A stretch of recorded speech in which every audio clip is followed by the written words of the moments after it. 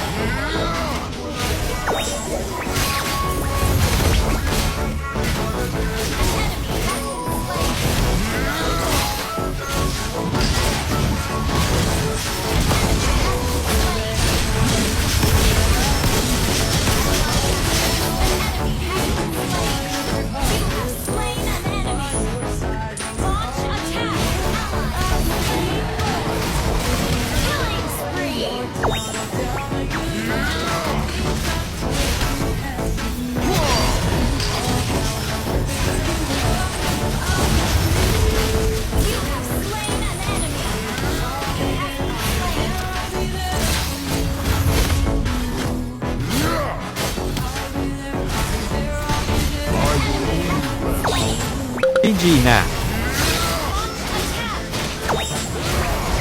At syempre, huwag nyo kalimutan i-share ang video na to. I-comment nyo na rin ang MLID server nyo. Ano bang gusto nyo? Diamonds or skin? Ilapag nyo na rin yan para automatic nyo na itong matatanggap kung sakaling kayo ang mapipili. Let's go!